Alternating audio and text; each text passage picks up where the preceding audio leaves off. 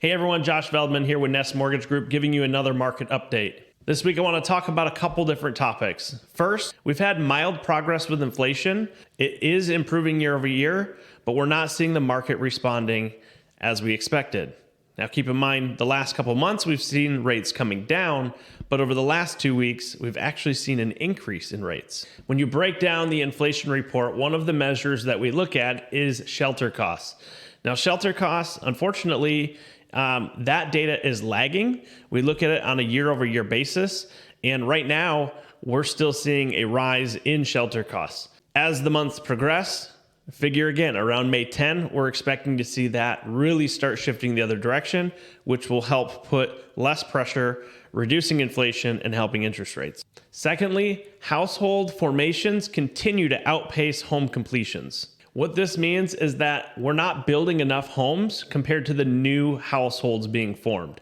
Now, new household being formed is somebody who's moving out of mom and dad's house, purchasing for the first time.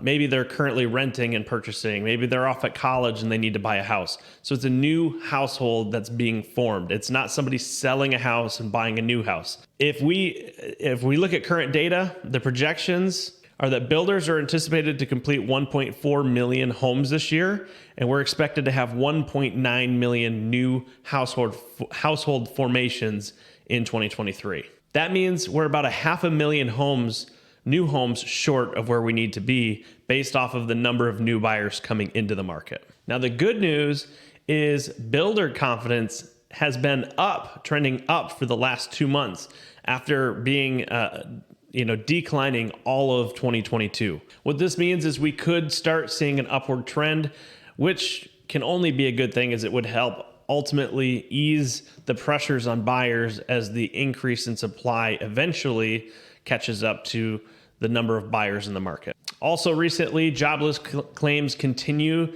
to creep higher. What this means is we do see more people filing for unemployment. We also see that companies are doing their best to hang on to employees as much as they can. Ultimately, anybody that does lose their job is having a harder time finding a new job to replace the one they had. And in looking at the markets today, the markets did open. The stock market was down, the bond market was down, and the 10-year treasury was up. We actually seen a pretty significant shift today, which unfortunately is not a good thing for mortgage rates. Not saying we had huge rises in rates, but it did definitely impact rates today. Now, there's really no major news today that came out that really prompted this. It's just right now the bond market is feeling the pressure, and that's just the response that we're currently seeing. On the docket this week, we have existing home sales coming in on Tuesday, with new home sales following on Friday. Also on Thursday, we're going to be looking for the most recent jobless claims for the fourth quarter of 2022. On Friday, we are expecting to get the Federal Reserve's favorite measure of inflation, which is the PCE, or the Personal Consumption Expenditure. On Wednesday, the minutes of the Federal Reserve's last meeting is going to be released, which could be telling and could of what they expect to do next and could have an impact on the market. So look forward to that on Wednesday.